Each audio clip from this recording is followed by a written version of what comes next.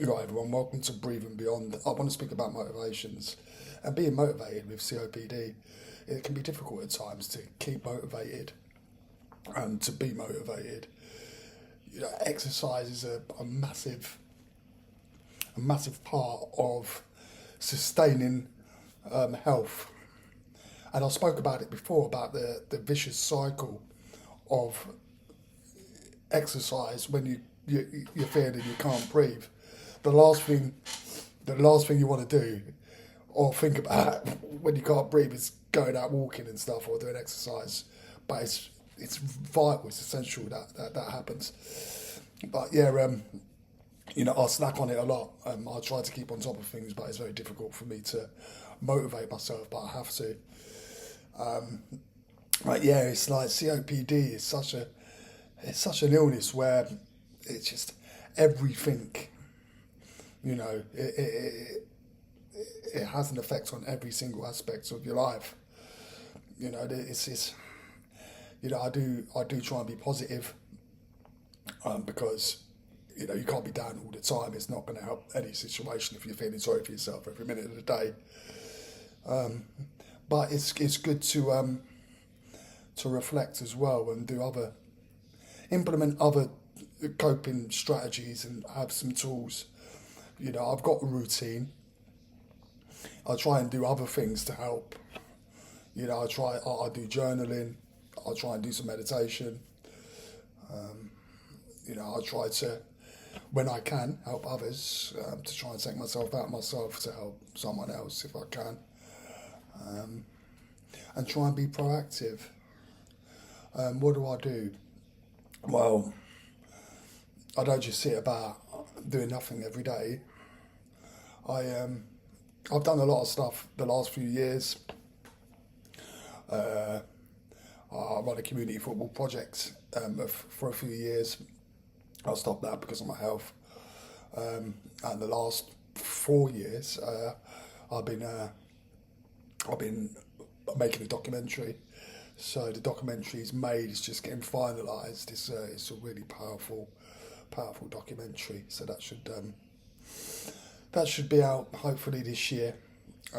It was hard work, but finally filmed it. It's just gonna get the last edit and the last bits done with that film. Um, so yeah, I'm a creative type. I'm proactive. I don't just I get things done. But the last year or so, I've been taking it easy because of medical interventions, and it's difficult for me to really do what I want to do. I can't do what I want to do. Um,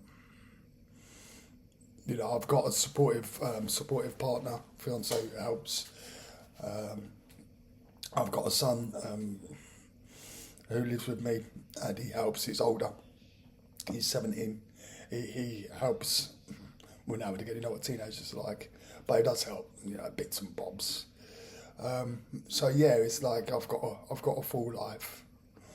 Um, but yeah, it's like the motivations of you know added. Like I'm a recovered addict. I've been over 13 years sober. I've got the COPD. I've got my life. I've got my mental health as well. So there's loads of stuff. There's loads of stuff. Sometimes it can be difficult to keep motivated through the trials and tribulations of life. Excuse me, a bit wheezy today. I had I had 5 valves put in my right lung, um, endobronchial valves, 5 of them, a couple of weeks ago, and I'm recovering from that. It's difficult because sometimes you forget how bad you was before. I was really bad before, mate. Before I had these valves, God blimey, everything was like literally a struggle. So I'm grateful that I've got the valves in. It has improved a bit. It has improved, but I'm not sure. I'm not sure if it's helped.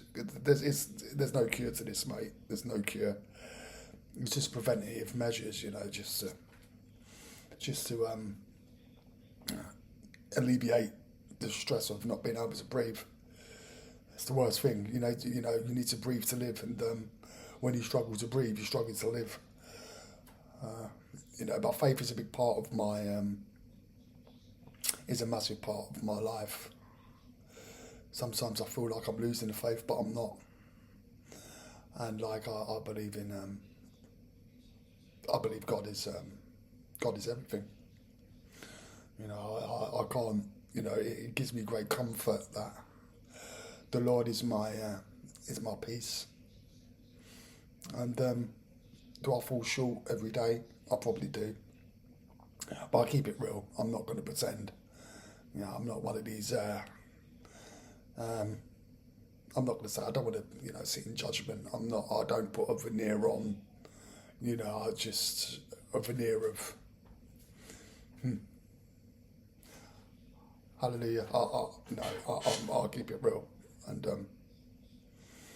I do the best I can. But I try and live in faith.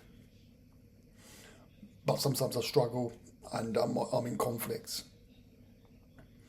But without that, I'll be finished, really, I believe. But that's only my experience and my perspective on things. But yeah, what's that got to do with COPD? Everything, because we need to have different, factions and different, outlays like spirituality, mental well-being, physical exercise, diet as well. And that's very, very important, diet, because if you're going to eat a load of rubbish, you're going to feel like rubbish. It's very important that diet is, not a lot of people got a lot of money. I've not got loads of money at all. I've got, I just live day by day, but I try to eat as best as I can. It's not easy. It's not easy out there because, finance is a massive thing. I live okay. I live okay.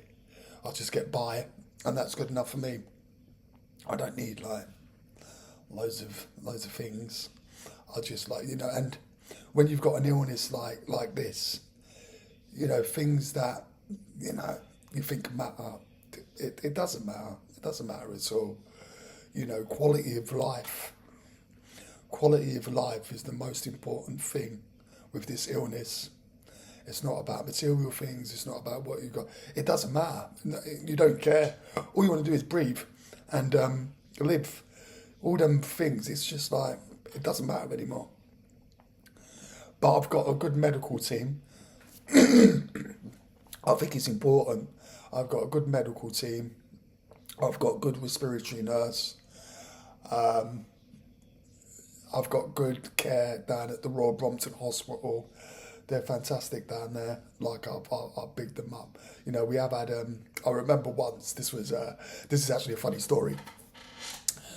I can't say what I joke about because it's a bit. I want to keep it, clean. But I remember when I had to go for a bronchoscopy, which is a tube down the throat, okay, to check the valves I had before years ago. This was about 3 years ago, maybe, and they done it under local anaesthetic. It's the first time I've had a bronchoscopy under local. Now, because of my throat, because I've got a bit of cartilage sticking out, they can't get the tube. I didn't know this then. You can't get the tube down. That was a nightmare. So basically, they've put the IV in. They've given me loads of midazolam or whatever it is. What was it? Not midazolam. Maybe it was. I don't know. Oh, what's the other one? Fentanyl. That's it. It's fentanyl. They give me the maximum, 300 or something. And I was still awake. They couldn't knock me out. They're putting this thing down my throat. I have to be careful. And I couldn't breathe because they blocked my airways. I'm like... And it was a nightmare. They had to stop it all. It was very traumatizing. So that was a bit sketchy. But I won't forget that in a hurry. But yeah, I can laugh about it now. But I wasn't at the time. I was like, mate, that was awful. That was traumatizing. But yeah, so I won't be having any bronchoscopies anytime soon. They'll have to knock me out. They'll have to knock me spark out. But that was funny. But you know, apart from a couple of mishaps, the Royal Brompton has been fantastic. But I would say just keep motivated, keep on top of things, you know, do everything you can to maximise your health and your breathing capacity. Yeah, that's all I can. So yeah, that was just like my motivation for today and a little rant. And yeah, I hope you got something out of it. If you didn't, then it is what it is. I'll see you in the next one. Laters.